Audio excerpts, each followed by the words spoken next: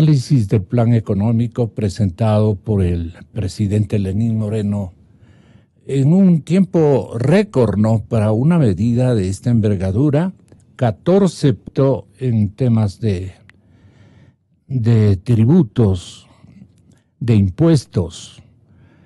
Es el presidente ejecutivo de FedExport también que está con nosotros, don Daniel Legarda.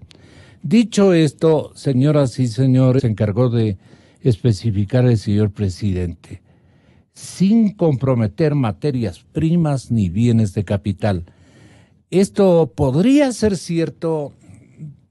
Abogado Prado, bienvenido, muy buenos días. Buenos días, Gonzalo, buenos días a su audiencia, a Daniel. Yo creo que tenemos que hacer el análisis del anuncio del presidente en el contexto, porque el anuncio revela que el presidente ha escuchado a los distintos actores, analistas económicos que durante estas últimas 2 semanas han estado opinando sobre el tema y que creo que todos han coincidido en que la solución del problema económico no pasa por el incremento de los impuestos. Aquí mismo en este importante programa, economistas de distintas tendencias ideológicas han coincidido en que la solución no pasa por el incremento de impuestos, sino que han opinado de que la solución pasa por la reducción del gasto público, pasa por el fomento a las exportaciones, pasa por la reactivación del sector productivo. Entonces, el anuncio del presidente es positivo en la medida en que demuestra de que es una persona que sabe escuchar y que ha esbozado un plan que contiene 14 puntos, 7 de los cuales implican una reforma a las leyes tributarias, 1 implica la reforma a las leyes laborales y 6 implican acciones dentro del propio Ejecutivo. Entonces, el anuncio es claro, no va a haber el incremento del IVA. Todos los analistas todos los analistas coincidían que el aumento del IVA generaría un problema más que una solución. Se ha enfocado en la reducción del gasto público. Él ha anunciado 1.000 millones por año de reducción del gasto público. Hay un gran documento del doctor Augusto de la Torre que hace un diagnóstico sobre la situación fiscal del Ecuador. Él sugiere en este documento que el gasto público reducirse del 38 al 30% del Producto Interno Bruto. Este anuncio de recorte se presenta más bien corto, pero es un buen inicio. Claro, respecto del tema tributario, demuestra el ingreso neto de divisas y demuestra en el fiel cumplimiento de sus obligaciones. Esta segunda parte es un medio signo de interrogación. ¿Qué quiere decir esto?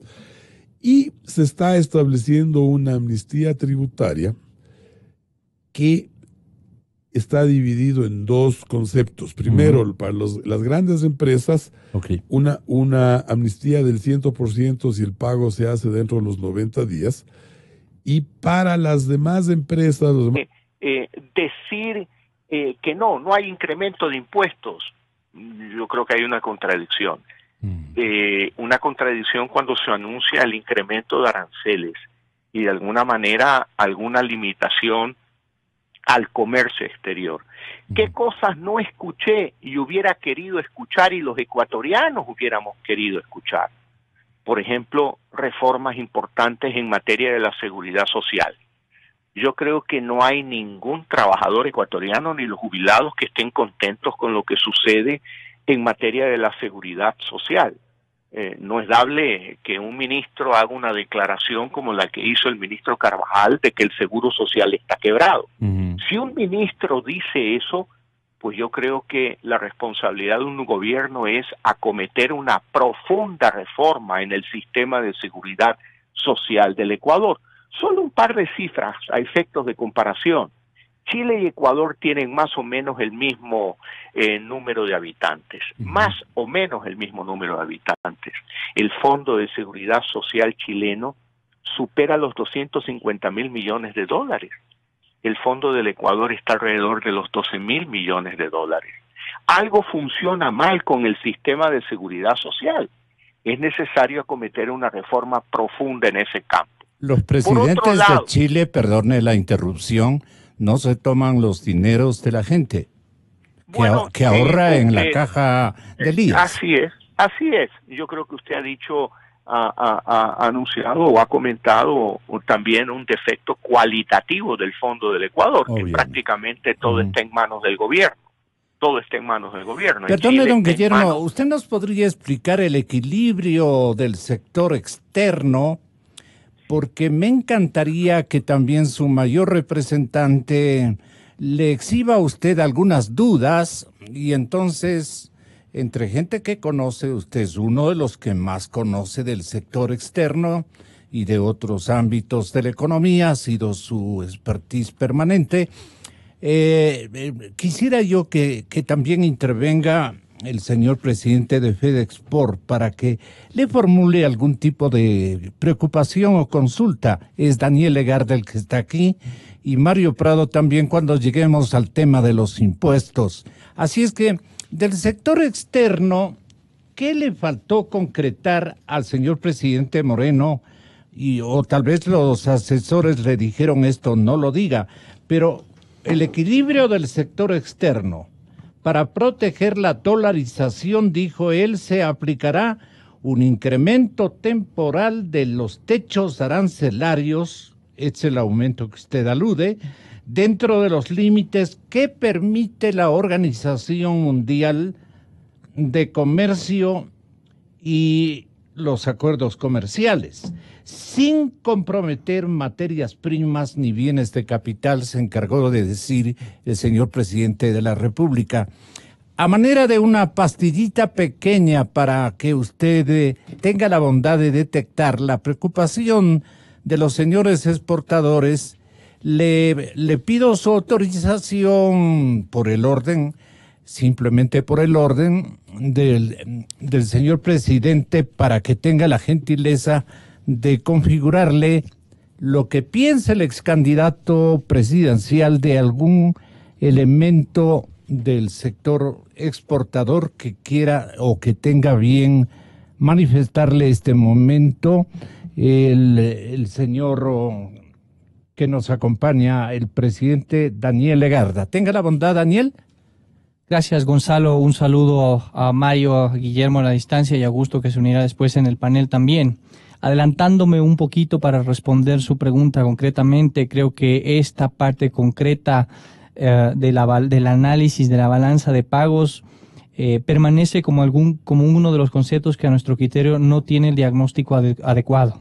El resultado de la balanza de pagos implica varios temas y nosotros somos partidarios de evitar restricciones a las importaciones porque estas terminan por encarecer producción, competitividad de las exportaciones.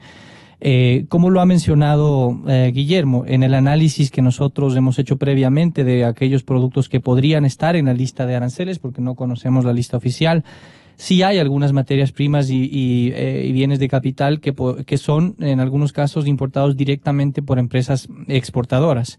Y lo más importante de esto, Gonzalo y amigos, sin perjuicio de que después pueda dar una visión del panorama general, pero insisto nuevamente acudiendo a su pedido de formular un cuestionamiento puntual sobre este tema de la balanza de pagos, no se trata solamente de un incremento de aranceles, y esto es importante que lo conozcamos. Este es un tema bastante técnico, resulta a veces difícil de explicar, pero en realidad lo que está detrás de la propuesta, esgrimida por el gobierno y mencionada ayer por el presidente de la República, es un cambio en la fórmula de cálculo de los aranceles para 300 y pico productos. Esto significa que vamos a pasar de tener aranceles expresados en términos ad valorem, por ejemplo, un término ad valorem es que un producto tenga un arancel de 5%, 10%, 15%. Ese es un término ad valorem. Y vamos a pasar a tener un arancel mixto, que una parte es ad valorem y otra parte se aplica a la unidad de peso o a la unidad de medida de ese producto.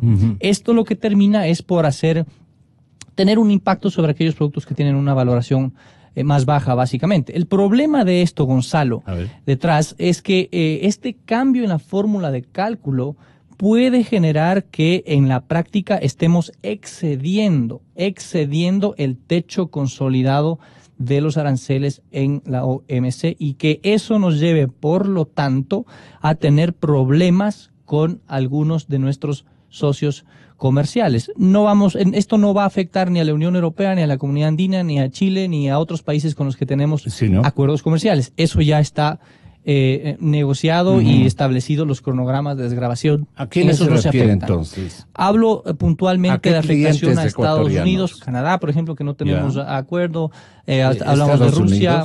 Estados Unidos es el que más nos preocupa, evidentemente. Claro. Y esta preocupación se la hemos trasladado a las diferentes autoridades de gobierno porque es evidente que si es que el objetivo es avanzar en un acuerdo de libre comercio con Estados Unidos, partiendo de la base del acuerdo de libre comercio que ya tenemos con la Comunidad Europea, debemos avanzar más bien hacia una consolidación de estos temas y no poner nuevos argumentos o nuevos temas que vayan a contraponerse como una traba al comercio. Insisto, esto acudiendo a su pedido puntual de formular una pregunta respecto al tema de balanza de pagos.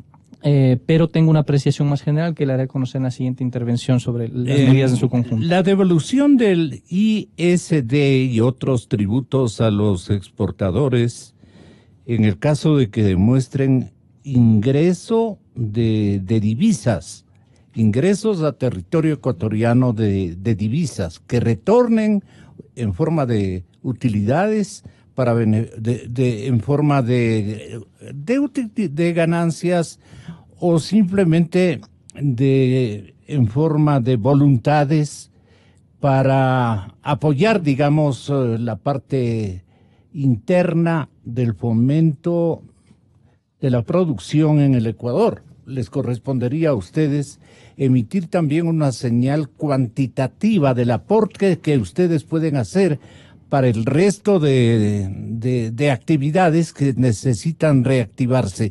¿Cómo entendería el plan estratégico de la ministra de Economía y Finanzas, don Guillermo, respecto de este tema del sector externo? Le doy de nuevo micrófono a la ciudad de Guayaquil, me parece. Muchas gracias, Gonzalo. Un saludo a Daniel, a quien no mencioné personalmente. A mí me hubiese gustado escuchar una declaración muy frontal respecto de la apertura económica. Cuando se habla de fortalecer la dolarización, lo que yo entiendo es que es necesario incrementar el flujo de dólares en la economía ecuatoriana provenientes del exterior. Claro. Y esos provienen de dos formas principales, Gonzalo.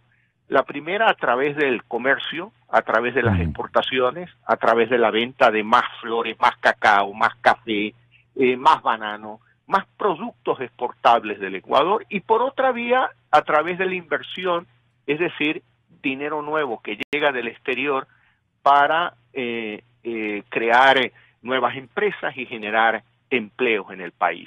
Respecto de lo primero, mire, en esto yo fui muy claro en la campaña, no he cambiado de opinión y creo que la manera de ingresar dólares al país por la vía de las exportaciones es a través de una apertura económica, a través de una búsqueda frontal, decidida de un acuerdo de comercio con los Estados Unidos, a través de la incorporación del Ecuador a la Alianza del Pacífico, donde sería una señal absolutamente clara y poderosa del camino por el cual quiere recorrer el Ecuador. Y eso requiere un cambio de la política exterior del Ecuador. Y ahí me preocupa cuando el presidente, por un lado, con razón dice, necesitamos fortalecer la dolarización, y luego por otro lado usted ve que la ministra de Relaciones Exteriores favorece espacios multilaterales como el ALBA o la UNASUR y no piensa en la necesidad de incorporar al Ecuador a la Alianza del Pacífico, a la necesidad de iniciar frontalmente, decididamente, urgentemente un acuerdo de comercio con los Estados Unidos. Le voy a poner un solo ejemplo y ahí está Daniel, quien tiene mejor conocimiento que yo sobre el sector exportador y quizás pueda corregirme una que otra cifra. El sector floricultor ecuatoriano, cuando exporta a los Estados Unidos, quien le compra las flores en Estados Unidos debe de pagar un arancel por la flor ecuatoriana de aproximadamente un 7 u un 8%. Sin embargo, si compra flores de Colombia, dado que Colombia sí tiene un acuerdo de comercio con Estados Unidos, no paga aranceles. Eso es exactamente lo que se llama falta de competitividad, es decir, el colombiano tiene ventajas competitivas con relación al ecuatoriano.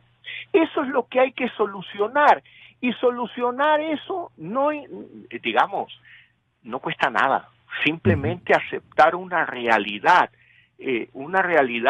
reconocer que es fundamental un giro en la política internacional del Ecuador, y pues obviamente si usted quiere fortalecer a la dolarización, quizás necesitamos que la señora María Fernanda Espinosa le dedique más tiempo a sus poemas que a la Cancillería ecuatoriana. Deje el espacio libre para que alguien que comprenda esto asuma con entereza unas relaciones internacionales que favorezcan las exportaciones ecuatorianas. Eso es fundamental. Claro. Este plan económico, la seguridad social, ese giro en materia de política internacional son necesarios, y lastimosamente son temas que no escuché yo ayer. Respecto de las medidas, de las 14 medidas, hay que reconocer que es importante el avance o la oferta de eliminar a partir del 2019 la figura del anticipo de impuesto a la renta, que tanto ha perjudicado a los pequeños, a los medianos empresarios, a los artesanos. Yo creo que hay que destacar que eso es sin duda alguna positivo, pero no es suficiente. Ahora, como sector de la oposición, reconociendo que hay un cambio con relación a este eje correísta de gasto, deuda e impuestos, ahora se reconoce la necesidad de un país productivo, de un país que no puede vivir solo del consumo, solo de la deuda. Yo creo que es un cambio importante, hay que destacarlo, no hay que ser mezquino. Pero ¿no cree usted que queda en una acción declamativa, o podría quedar en una acción declamativa de parte del señor presidente? Porque hay algunos cómo que no han sido totalmente explicados, es decir, cómo van a llegar a este objetivo. ¿Cómo se va a incentivar la inversión si los actores son y siguen siendo correístas? Yo no tengo ningún problema de decir que varios de los ministros y cuadros administrativos populares más escuchan o más escuchaban antes al señor expresidente Correa que al presidente Moreno. No son talla única tampoco. Es gente que tiene vinculaciones y criterios totalmente ideologizados.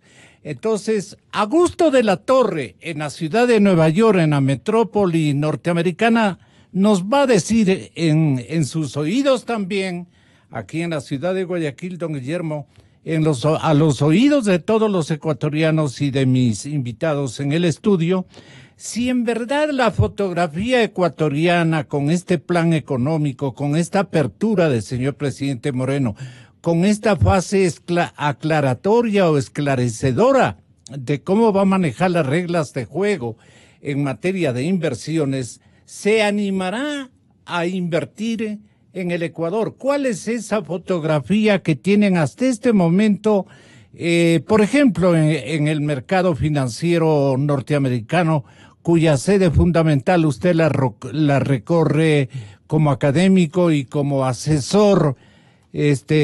Doctor Augusto de la Torre, le está escuchando el ex candidato a la presidencia y seguramente también el señor presidente Moreno, seguramente digo yo, le están escuchando este momento. ¿Qué foto tiene este rato el mercado o el sistema financiero, inversionista, académico, digamos, donde las cosas se definen, donde las cosas se hacen en una administración Trump muy complicada. Tenga la bondad, Augusto, bienvenido. Adelante. Muchas gracias, Gonzalo. Un saludo a los otros panelistas, incluyendo a Guillermo Lazo y a los otros que están ahí presentes. Muchas gracias también por invitarme a ser parte de esta conversación. Mire, yo debo empezar diciéndole que... Perdone, le quería informar a Augusto que está Mario Prado y que también está el presidente ejecutivo de FedExport, Daniel Legarda, para que usted tenga idea de que están personajes muy significativos en este momento en la cadena Democracia. Adelante y mil perdones, Augusto. Gracias a Mario y Daniel, saludos. Yo les decía que quisiera empezar reconociendo que para mí el anuncio del presidente de anoche fue una grata sorpresa. Y una grata sorpresa, yo diría, por 3 razones fundamentales. La primera, porque marca un giro en la dirección de la política económica que muchos habíamos estado esperando desde hace meses y que constantemente nos topábamos con anuncios económicos que eran completamente desacertados o desorientados. Y en esta ocasión lo que tenemos es un anuncio que va en la dirección correcta, en general, y dentro del cual no hay, digamos, ninguna medida que sea groseramente distorsiva. Y en general, en conjunto, lo que tenemos es un anuncio general de una dirección de economía, de política económica que es mucho más saludable, y creo que eso va a ser bienvenido en general fuera y dentro del país, o debería serlo. En segundo lugar, el diagnóstico del cual parte este programa económico, aunque escueto porque se trata de un discurso presidencial, todavía nos falta ver los detalles que los ministros elaboren, pero en términos generales el diagnóstico es más realista. Reconoce que la economía tiene enormes problemas, que hay apremios graves en el lado fiscal, con gastos que no estaban previstos, incluso que no estaban presupuestados. Se reconoce que el proceso de endeudamiento ha sido oneroso y excesivo. Y en tercer lugar, el programa apunta a un balance que es razonable entre un proceso de corrección fiscal, por un lado, y por otro lado, el objetivo declarado de tratar de reactivar la productividad con base en la dinámica económica del sector privado y con miras a generar empleo que vaya solucionando el problema de este alto nivel de empleo inadecuado que el país tiene ahora. Entonces, en términos generales, a mí me parece que este anuncio marca un giro de timón dentro del gobierno. Me imagino que debe haber sido complicado, porque por las declaraciones que hemos escuchado de algunos funcionarios del gobierno en el pasado, yo hubiera podido, tenía el temor de escuchar peores cosas. Quiere decir que dentro del gobierno, dentro del gabinete, las mentes más sensatas, más realistas, han prevalecido. Y eso para mí es una buena noticia, y creo que eso es una invitación a que el país apoye esta dirección en la que las cosas están moviéndose. Podemos discutir muchísimo sobre si el programa es suficiente, eso es otra cosa.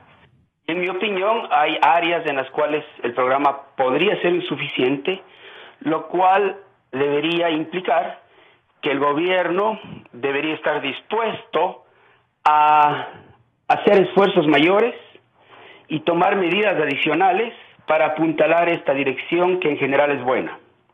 Y podemos hablar, si usted desea, sobre aquellas partes del programa que yo le veo insuficiente, pero quisiera resaltar de entrada que yo creo que, al menos desde mi punto de vista, este programa va a ser en general bien recibido y marca un cambio de dirección importante y sugiere que dentro del gobierno podría empezar a haber más coherencia, porque me parece que este programa refleja la victoria de las mentes más sensatas al interior del gobierno, el cual es un resultado que no siempre es fácil de conseguir, porque en todos los gabinetes hay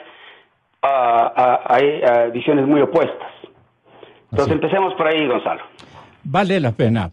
La falta de límite del endeudamiento, ya lo discutiremos, aunque es un tema muy importante, pero lo que Mario Prado tendría que referirle a manera de orientación, doctor, si es tan amable, a todos nuestros interlocutores, incluido naturalmente el ex candidato presidencial Guillermo Lasso, y naturalmente a un técnico del nivel de Augusto de la Torre, a un dirigente empresarial como es su compañero de panel.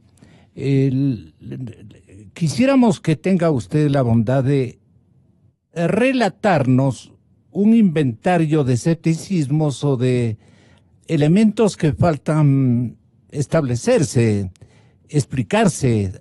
Esto ha dejado en manos de los señores secretarios de Estado, pero algunos no querrán explicarlo en lo que no creen o en lo que no le instruyen a muchos de ellos desde la Europa, como decían los antiguos. Tenga la bondad. Gracias. Un saludo especial a Guillermo y a Augusto de la Torre.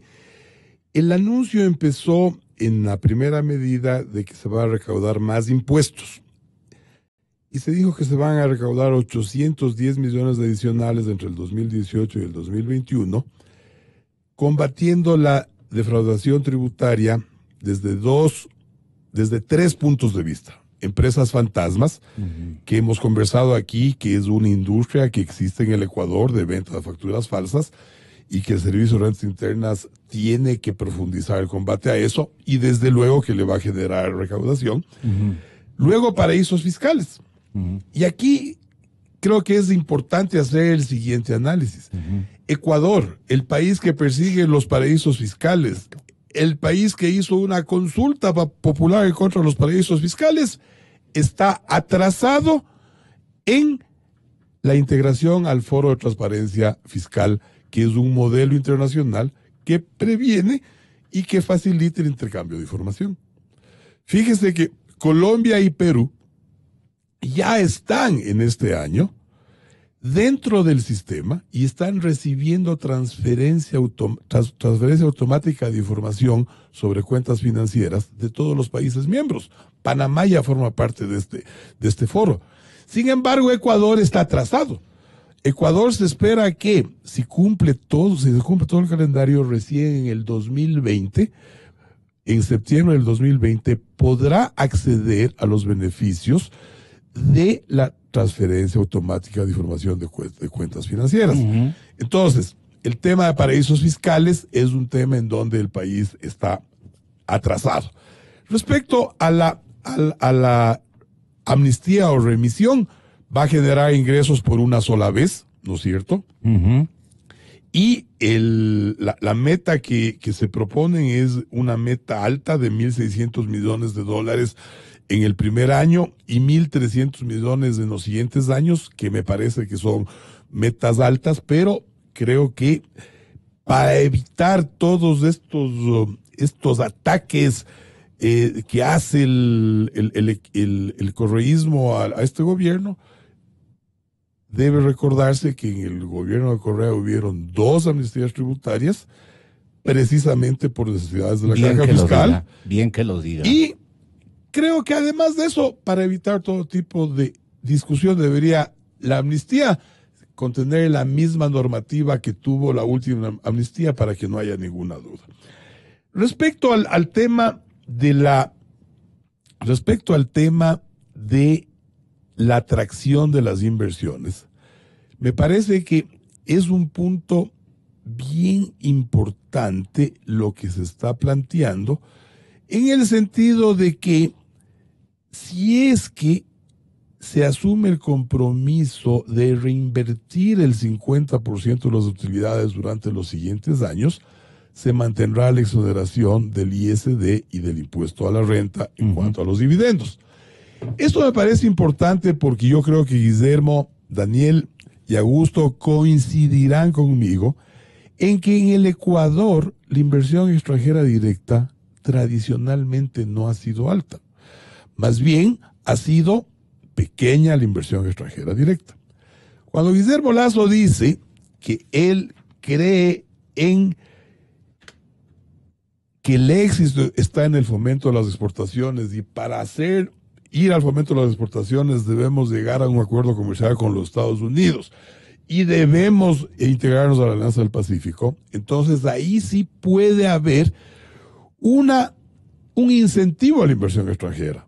¿Por qué? Porque si el Ecuador amplía su capacidad de exportación con este tipo de acuerdos comerciales, entonces podría haber mayor inversión extranjera. Pero tradicionalmente en el Ecuador la inversión extranjera no ha sido ni suficiente, ni el Ecuador ha sido atractivo. La ampliación de los mercados obviamente le puede volver atractiva a la inversión extranjera. Siguiendo en los temas tributarios, desde luego que es un gran alivio, ¿no es cierto? Desde luego que es un gran alivio que se elimine el anticipo mínimo del 2019. Quiero entender que como el anticipo del 2019 se paga en julio y en septiembre del 2018, ya ahora en el 2018 no se pagará el anticipo del impuesto a la renta del 2019. Asimismo, se establece que se van a racionalizar 5 exoneraciones que favorecen a personas que tienen ingresos mayores a $100,000. Y eso les va a producir $1,037 millones del 2018 al 2021. Eso significa que va a haber una reducción de exoneraciones o eliminación de deducciones. Entonces, desde el punto de vista tributario, me parece que lo que debemos de esperar es un proyecto de ley que recoja fielmente lo que el presidente ha anunciado y que ese proyecto de ley no vaya a tener las cortapisas que dificultan el acceso a los beneficios. A los exportadores les dicen claramente, les voy a devolver el ISD si demuestra que hay un ingreso neto de divisas. Sí. Perfecto. Demuestra que hay el ingreso neto de divisas, se les devuelve el ISD. Están dando un incentivo a la exportación, porque para exportar lo que necesita el sector privado es disminuir los costos de producción. Estamos bien. Entonces, yo creo que está esto en un camino correcto. Okay. No hay incremento de impuestos internos. Sí. Hay el incremento a las importaciones, que ya se ha analizado el efecto que esto se produce. Gracias, Mario. Otra explicación, tanto para Gusto de la Torre en Nueva York como para Guillermo Lazo en la ciudad de Guayaquil, con un poquito de paciencia, pero esta plática me resulta muy, muy importante para que el resto de empresarios y de actores económicos puedan estar perfectamente orientados con diferentes incluso puntos de vista, pero hasta este momento son coincidentes las apreciaciones, como nos está advirtiendo el público. Y cuando hay coincidencias en el análisis y en el beneplácito por este plano económico, me da la impresión de que lo único que podríamos es contribuir con nuevas ideas que aclaren cada uno de los puntos, para que sean los ministros los que instrumenten las mecánicas, las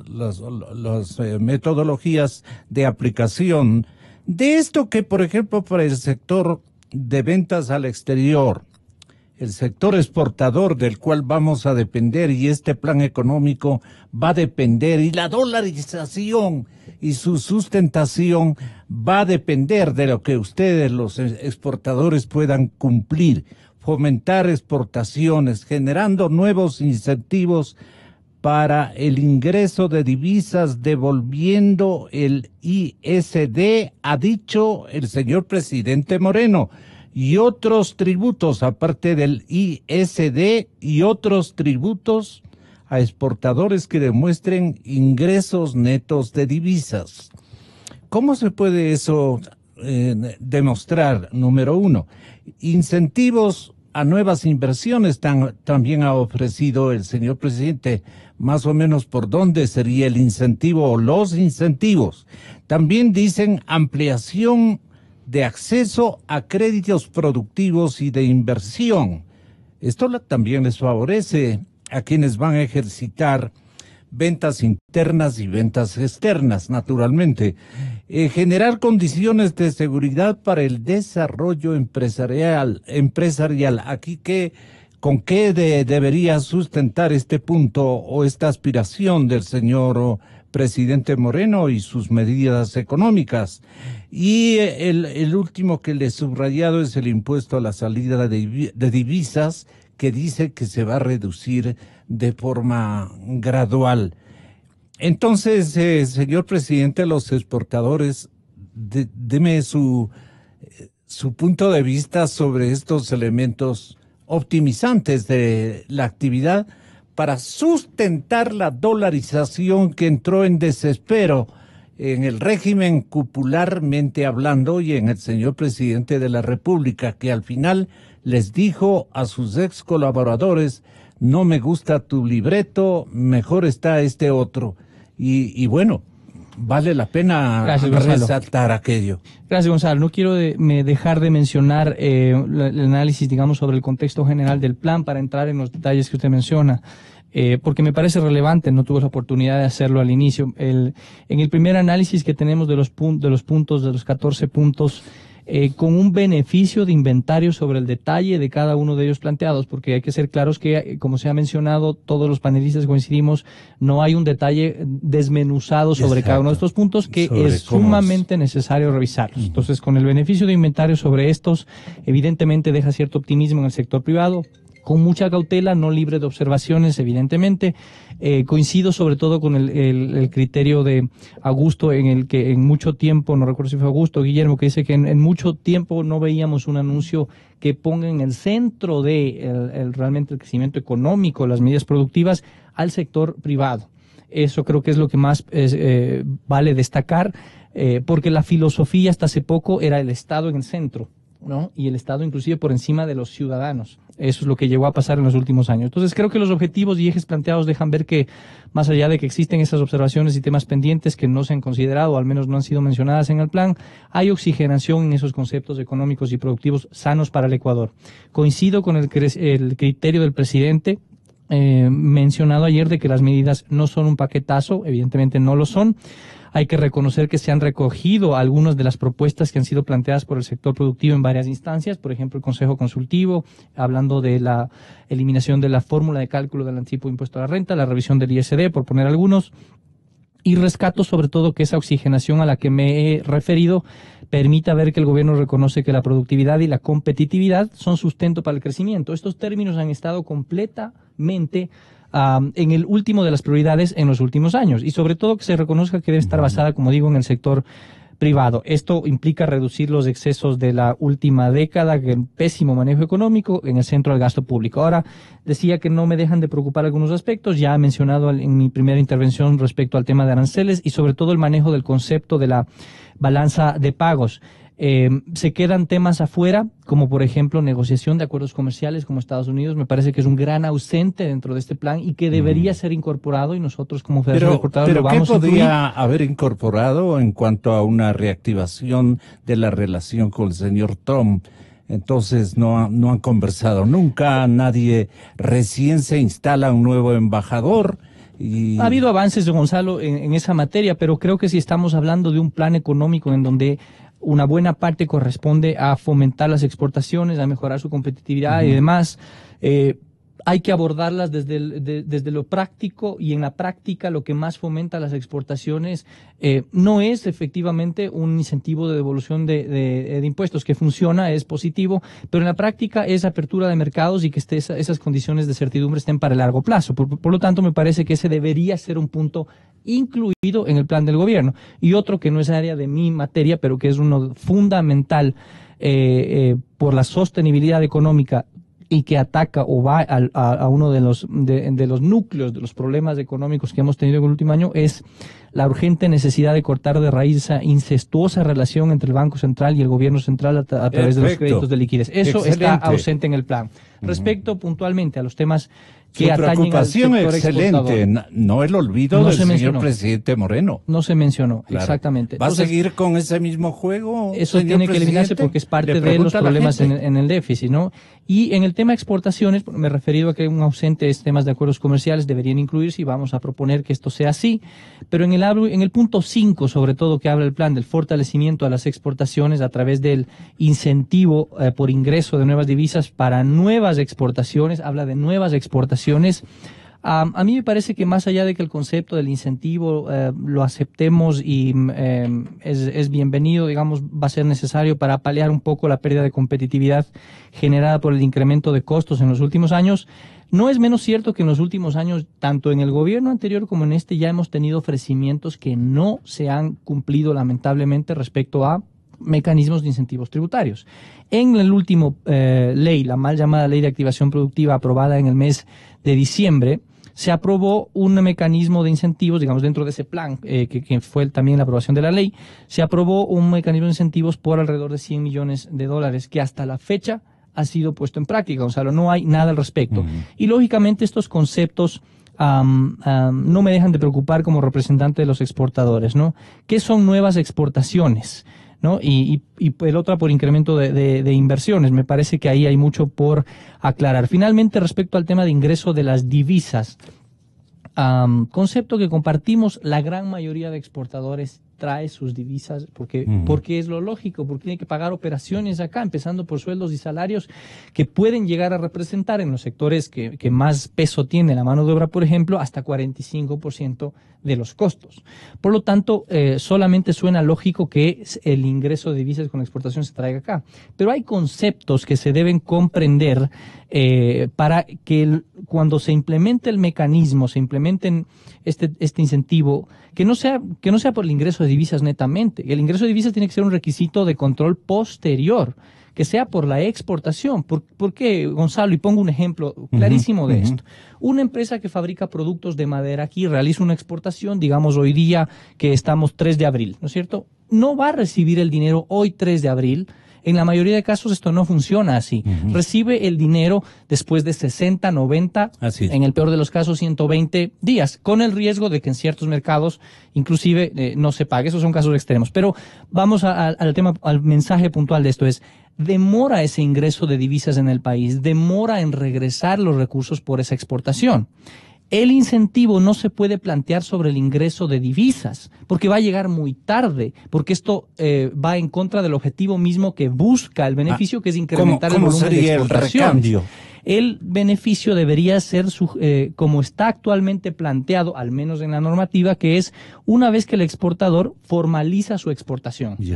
Le dice a la aduana, esto es lo que exporté, finalmente se fueron 98, no 100, porque tuve un problema con dos embarques. Muy bien. Y aquí están los documentos, ¿no? Claro. Finalmente esto se va a transformar en ingreso de divisas luego de haber pagado de pronto algunos proveedores en el exterior, porque hay también, recordemos que exportadores compran a veces directamente materia prima, insumos, a veces bienes de capital, pago de servicios en el exterior, que personas que vienen de otro país o proveedores de otro país, entonces también hacen a veces una conciliación de cuentas desde el exterior. Esto reduce costos de transacción. Pero la gran cantidad de divisas, insisto, y la gran mayoría de exportadores trae sus divisas y paga acá. Lo que deberíamos hacer es que ese ingreso de divisas, ese control que se quiere hacer del ingreso de divisas, sea un control posterior, acudiendo también a uno de los puntos que está mencionado en el plan, que es la reducción de los trámites. Si es que le estamos poniendo cortapisas al sector exportador, reconocido que es necesario como base fundamental para incrementar nuestra base productiva, para sostener el ingreso de divisas, para sostener la dolarización, no podemos plantear mecanismos de incentivos que sean, que tengan piola, como se dice, o que de alguna forma no estén completamente integrados y que se pierda su objetivo, ¿no? Esto me parece importantísimo aclararlo. Vamos a hacer las respectivas observaciones del caso, pero desde el sector exportador esto se ve como una necesaria observación para tener en cuenta. Resalto finalmente la exoneración, la eliminación de la fórmula de cálculo anticipo del impuesto a la renta. Esto ha sido un clamor de todos los sectores productivos, desde el pequeño emprendedor hasta la gran industria, la gran empresa, y fue transmitido en el marco del Consejo Consultivo Productivo y Tributario. Me queda la duda respecto del ISD porque habla solamente de la reducción gradual a medida que mejora el saldo de la balanza de pagos privada. Eso lleva implícito incluso muchos análisis. Pero ¿no cree usted que es una precaución? El anuncio sin duda es positivo de que se tenga que revisar, Sí, y entiendo que pero responde a una precaución. Claro, pero hay que ser conscientes. Esto va un poco con mi observación que hacía al principio sobre el concepto que se maneja de balanza de pagos, porque me parece que hay cierta contradicción. El ISD distorsiona y grava actividades que actualmente son necesarias para mejorar la balanza de pagos. El ISD, por ejemplo, afecta a la exportación. El ISD afecta a la exportación. Si queremos nosotros ser más competitivos en exportaciones, ¿no es cierto?, tenemos que eliminar el ISD como requisito de antemano. No podemos poner posteriormente, primeramente en las exportaciones y luego retiramos el ISD. Al contrario, el ISD se pone como una barrera y competitiva porque le resta liquidez a las empresas en las exportaciones, y caso similar con las inversiones, porque es un tema que afecta también a la inversión extranjera directa. Muy amable, Daniel. A riesgo de que el señor presidente reciba un sinnúmero de sátiras, de comentarios adversos, del correísmo, nacido desde el mismo don Rafael Correa y todos sus soldados y como dicen por allí, y todas sus viudas. Entonces, el señor presidente tiene que mantenerse en su andarivel. Había que cambiar el modelo.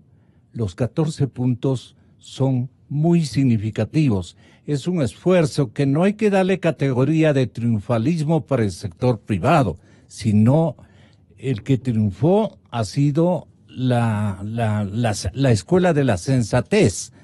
Por el camino que íbamos en el modelo que se escogió, estábamos liquidando al país y liquidando a la dolarización. Esto tiene que quedar bien, pero no tenemos que optar por el triunfalismo de que el presidente Moreno ha beneficiado exclusivamente a los grupos más importantes del empresariado ecuatoriano, que ellos están contentos, están felices, y que ellos en su formato ideológico han salido tremendamente perjudicados.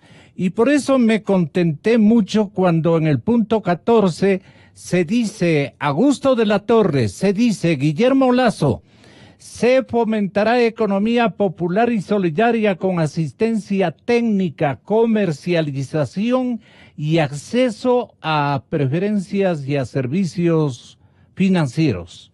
Acceso preferencial, más bien, a servicios financieros. Esto dijo el presidente Lenín Moreno la noche de esta víspera. Con todo y eso y la explicación especialmente de mis invitados en el estudio, ¿cuáles serían las opiniones de Guillermo Lasso y Augusto de la Torre en ese orden? Guillermo. En primer lugar, muy buenos días, Augusto. Para mí personalmente es un honor compartir este panel con Augusto de la Torre, al igual que con Mario y con Daniel. Pero sin duda alguna las opiniones de Augusto siempre son muy orientadoras, sobre todo por esa experiencia y esa vivencia permanente que él tiene sobre la economía global, sobre el mundo global. Mire, con relación al punto que usted señala, yo diría que es un punto importante y que descarta aquella crítica de quienes dicen no, solo se dedicó al sector privado de la economía. Bueno, también tiene algunos mensajes muy claros hacia aquella economía popular y solidaria. Y yo creo que es importante la preocupación que manifiesta respecto del acceso a los servicios financieros, es lo que se llama en alguna medida desde el punto de vista técnico como bancarización. Yo creo que el Ecuador tiene la oportunidad de profundizar la bancarización, incorporando cada día a muchos más ecuatorianos al sistema formal de la economía, a los servicios bancarios de la economía. Pero para eso es necesario también políticas que estimulen, que incentiven a través del libre mercado ese crecimiento de la bancarización en Ecuador. Ahora, Usted comprenderá, Gonzalo, y quienes me acompañan en el panel, que de alguna forma quiero emitir algunos criterios en el campo político. Yo creo que ha habido una coincidencia en los cuatro que hemos participado respecto de que hay un giro en la política económica implementada en el Ecuador. Que sí, que esto es una buena noticia, que no hay que ser mezquino en reconocer que esto es bueno para el Ecuador, no para un sector de ecuatoriano, para todo el Ecuador. Hay que reconocerlo, pero hay que verlo con cautela, puesto que ya en los detalles está el diablo, dice el dicho popular. Entonces tendremos que esperar que a través de los proyectos de ley, de decretos ejecutivos, de acciones del Ejecutivo, podamos ver cuán profunda es la voluntad de cambio en estos campos por parte del gobierno. ¿Usted no teme que hayan zancadillas internas para el plan económico de Moreno? Yo no quiero actuar con prejuicios, ni quiero pensar que no hay buena fe en los anuncios, no. Yo creo que debemos de mantener la esperanza de días mejores para el pueblo ecuatoriano y aspiramos que cuando envíen estos proyectos de ley, estos decretos, estas regulaciones, profundicen el mensaje positivo que ayer se escuchó de parte del anuncio presidencial. Ahora, si esta fuese una democracia madura, yo creo que máximo hasta las 10 de la mañana del día de hoy deberían de presentar la renuncia todos aquellos funcionarios correístas que no están que de acuerdo. Durante 10 años, no sabemos si están o no de acuerdo. Lo que sí sabemos es que durante 10 años estuvieron de acuerdo con aquel modelo correísta obsoleto de más gasto público. ¿A quién valientemente usted mencionaría? Mire, ya mencioné a una, la ministra de Relaciones Exteriores. Yo diría que... a mí no me ha pedido la renuncia, a mí me debe mucho el presidente Moreno, puede decir en su conciencia, pues no. Mire, aquí lo importante es la deuda con los ecuatorianos. Okay. Y yo creo que también aquí hay que mencionar algo. Si este plan anunciado ayer se convierte en realidad, pero a profundidad, el gran beneficiario es el ciudadano que hoy no tiene empleo. Tendrá la oportunidad de un empleo y el que lo tiene de obtener un mejor empleo. Ahora, en esto sí, debo de señalar que el presidente ahora sí fue preciso y dijo, el objetivo es incrementar un 7% el empleo adecuado en el Ecuador. 7% sobre el empleo adecuado en el Ecuador, que está alrededor de 3.300.000 ecuatorianos. Si mis cálculos no fallan, son alrededor de 250.000 empleos. Es decir, lo que él quiso decir en campaña eran 250.000 empleos en 4 años de gobierno. Si bien es algo positivo, no es suficiente. La economía ecuatoriana necesita dar respuestas sociales al Ecuador. Y la mejor respuesta social es la creación de empleo. Porque un padre de familia con empleo es un padre feliz, que sabe que lleva alimentos a su casa, que sabe que puede cuidar de la salud de sus hijos, la educación de sus hijos. Nadie mejor que el padre de familia. El Estado no puede sustituir a un padre o a una madre de familia en el cuidado de sus hijos. Por lo tanto, yo creo que si el presidente se anima a que en los detalles se profundice el mensaje positivo que se escuchó ayer en la noche, el gran beneficiario será el ciudadano de a pie, el que no tiene empleo, que puede tener una oportunidad de un empleo, y aquel que lo tiene y vive hoy con la inseguridad de perderlo porque su empresa puede cerrar, puede tener la tranquilidad de que lo va a mantener o puede conseguir un empleo mejor. Pero ya que dio un giro, yo creo que ese giro para beneficio de los ecuatorianos tiene que ser profundo, sin vacilaciones, y desde el campo político, téngalo por seguro, Gonzalo, que nosotros estaremos listos a apoyar esos cambios de fondo y que dejemos atrás la era correísta. Yo creo que el Ecuador tiene que tomar decisiones mirando el futuro, no condicionado por el qué dirán los correístas, mucho menos qué dirá Correa. Correa es el pasado. Correa ha iniciado un proceso de olvido en el Ecuador. Los ecuatorianos se están olvidando de Correa y lo que le preocupa al ecuatoriano es el futuro, la esperanza, un empleo, la oportunidad de emprender, la oportunidad de ampliar los mercados internacionales.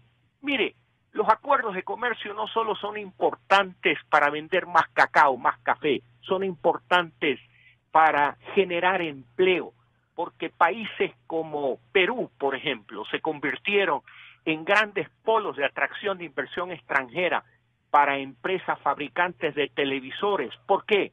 Porque veían que desde Perú se puede exportar con ventaja televisores a los Estados Unidos, a Europa, al Asia. Por lo tanto, el Ecuador tiene que encarar ese futuro sin complejos, sin miedo. Yo creo que el presidente de la República tiene que tener claro que partiendo de un diagnóstico certero, planteando esfuerzos y sacrificios a la sociedad ecuatoriana, él va a lograr más apoyos que cuando con tibieza y por miedo al qué dirán del pasado, se inhiba de tomar las decisiones frontales que muchos de los que hemos integrado este panel le hemos recomendado. Yo creo que, solo para concluir, quiero secundar el comentario de Daniel, un tema pendiente, que ojalá lo retomen, es el tema del Banco Central. Dígnese, señor Lasso, es fundamental. Dígnese escucharle al doctor Augusto de la Torre. A todos nos debe servir un análisis como complementario y final de parte del técnico ecuatoriano. Augusto, si eres tan amable. Muchas gracias, Gonzalo. Bueno, yo quisiera en primer lugar decir que la enorme satisfacción que yo siento como ecuatoriano al ver que un candidato como Guillermo Lasso tiene este espíritu cívico de entender las acciones que van en beneficio del país y apoyarlas, y sugiere que hay un estilo de hacer política más constructivo en el Ecuador, que un candidato de oposición reconozca puntos positivos que benefician al país y esté dispuesto a empujar en esa misma dirección. Creo que eso me llena a mí de esperanza, de que estamos quizás entrando en un país con una lógica de política pública mucho más acertada y enfocada en el bien común. Quisiera, si me permite, Gonzalo, hacer una pequeña evaluación de los principales componentes del programa para anotar lo que en mi opinión son los puntos más positivos y al mismo tiempo las potenciales insuficiencias que habría que ir reparando en el camino. Qué bueno. Tomemos en primer lugar el tema del sector productivo. Hay ahí medidas bastante buenas. En mi opinión, por ejemplo, el reconocer que el Ecuador necesita tener una figura de responsabilidad limitada en la ley bien armada es clave, porque la inversión privada se asienta mucho en ese tipo de marco legal. Eso debería abrir espacio para mayor diversificación de inversiones y un volumen mayor de inversiones. Hay una serie de incentivos para la participación, las participaciones públicas y privadas de las que se habla y que todavía tendrá que materializarse. Pero un marco regulatorio y legal bien armado para que haya alianzas público-privadas que involucren la toma de riesgo privada para proyectos de inversión que son de interés público, me parece que abre un horizonte importante y está por verse cómo se va a gestionar el cambio legal y regulatorio que ello requiere. Los incentivos tributarios para la inversión suenan bien, hay que ver cómo se plasman, pero yo diría en el ámbito de la reactivación del sector privado, el gran ausente para mí, es no haber hecho una declaración mucho más potente sobre los acuerdos comerciales internacionales. Hubiera sido, por ejemplo, muy bienvenido si el presidente hubiera dicho que una gran prioridad es que el Ecuador se incorpore lo más pronto posible a la Alianza del Pacífico. Ese me parece a mí que es un gran ausente. En el ámbito fiscal, ¿qué es lo positivo? Lo positivo es el reconocimiento de que el Estado está sobreextendido, que hay un excesivo número de entidades públicas, de viceministerios, de ministerios, de coordinaciones, de direcciones, que se van a eliminar, racionalizar, y eso va a ser un tema en el que todos vamos a estar interesados a ver cómo se lo hace. La reducción a la mitad de los asesores del sector público suena también bastante bien, y todos vamos a estar muy interesados en ver esa implementación. Sin embargo, a mí me parece que el ritmo de corrección fiscal es relativamente modesto y a lo mejor resulta ser insuficiente en el sentido de que cuando hay una corrección fiscal demasiado gradual, la inversión tiende a esperar a ver cómo avanza la corrección fiscal. Entonces puede haber una demora y un retraso de la inversión asociada al modesto ritmo de corrección fiscal. En particular, el tamaño del Estado se plantea una reducción de más o menos $1.000 millones por año, lo cual todavía le va a dejar al Ecuador con un Estado bastante grande y con un déficit que se va a reducir muy lentamente, de acuerdo con los objetivos planteados, y que va a requerir, en los números que yo he hecho rápidamente, que la deuda pública aumente en 16 o 17 puntos del PIB a lo largo de los 4 años. Eso plantea grandes desafíos porque estamos ya rebasando el techo legal y habría que pensar cómo se va a ejecutar ese proceso de financiamiento de la transición de la corrección fiscal, que yo creo que puede ser tal vez demasiado lenta y quizás requiera un esfuerzo adicional. Luego tienes tú una declaración que me parece que es muy importante. El gobierno dice que va a acudir a los organismos multilaterales. Todavía faltan muchos detalles sobre eso, pero eso sugiere que también hay una apertura para el diálogo con aquellos organismos de los cuales el Ecuador pertenece, del cual pueden venir financiamientos con mejores condiciones, a menores tasas de interés, con mayores plazos, pero también asistencia técnica y apoyo internacional que le dé más credibilidad al programa y que ayude a disminuir esos incentivos que se generan con programas graduales para que la inversión, en lugar de esperar, se materialice más tempranamente. Tenemos un bemol ahí que es que se habla de una elevación de los aranceles con carácter transitorio. Ello no es lo mejor para las exportaciones, tampoco es lo mejor para la reactivación económica. Sin embargo, está compensada con esta idea de que se devolverían a los exportadores sus impuestos. Si esto se hace con un mecanismo relativamente ágil y eficiente, como lo mencionaba, por ejemplo, Daniel, es posible que el efecto neto sea netamente positivo. Pero me parece que todavía ahí tenemos que esperar a ver cómo se van afinando los detalles. Augusto, ¿qué recomienda usted para el achicamiento del aparato burocrático?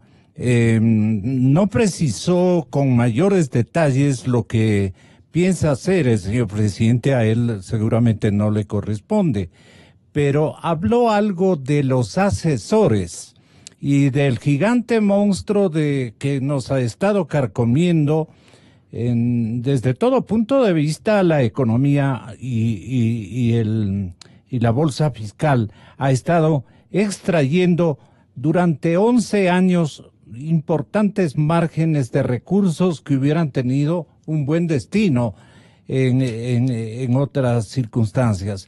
Pero el presidente se compromete, sin decirlo cómo, a achicar el aparato burocrático, cancelando naturalmente y combinando estrategias también para que sea la empresa privada. En su experiencia continental y mundial, ¿cómo se puede hacer ese cambalache de empleados que hoy son del público y que con unas medidas que van a restablecer la actividad privada puedan ellos acoger a esos jóvenes que están en este momento prácticamente en muchos andariveles sin hacer nada y ganando muy buenas remuneraciones, especialmente un 30% de la burocracia que empleó el presidente Correa hace algunos años, solamente por construir un partido fortificado en el área burocrática. Eso es tesis de la cadena democracia que ha quedado absolutamente demostrada. ¿Tiene usted un comentario sobre el achicamiento del gasto corriente? Mire, hay 3 puntos que son relativamente concretos en el anuncio del presidente que hablan de una buena dirección. Primero, la reducción del número de agencias y entidades públicas excesivas, viceministerios, ministerios, coordinaciones, etcétera. Eso habrá que ver cómo se hace. Se va a necesitar una especie de mapa de ruta, una hoja de ruta para ello. El segundo punto es la reducción a la mitad de los asesores del sector público, que todos conocemos que los asesores del sector público se proliferaron de manera excesiva durante el periodo del correato. Y tercero, el presidente anuncia que 7 de 22 empresas públicas serán suprimidas y que seguirá un proceso aparentemente agresivo de venta de activos, inmuebles y automóviles y quizás otros del Estado. Esos 3 son más o menos concretos y van a requerir de una hoja de ruta con los detalles para que la población pueda entender por dónde va. También me parece que va a ser súper importante que los ministros expliquen cómo se va a tramitar el tema del techo de deuda, del endeudamiento público, a la luz de estos objetivos fiscales, que como le digo, en mi opinión son relativamente modestos, pero que sin embargo, ya como están, van a requerir de un aumento importante de la deuda pública en los siguientes 4 años, en la transición hacia un Estado más pequeño. Yo me imagino que mucho de esto va a tener que estar apuntalado con algunos estudios y con hojas de ruta muchísimo más detallados. Por ejemplo, el presidente habló ayer de un plan de fortalecimiento y sostenibilidad fiscal, que en mi opinión podría incluir cosas muy buenas. Por ejemplo, nuevas reglas fiscales, nueva institucionalidad fiscal, procesos más modernos para la tramitación del endeudamiento público, quizás la creación de un fondo de ahorro fiscal que se puede ir creando poco a poco con los excedentes cuando hubiesen ingresos extraordinarios porque el precio del petróleo sube temporalmente o algo así, y que se pueda manejar para estabilizar durante los periodos de vacas flacas la inversión pública, etcétera. Me parece que hay ahí un anuncio que es, desde mi punto de vista, interesante y en el cual podrían haber detalles muy favorables.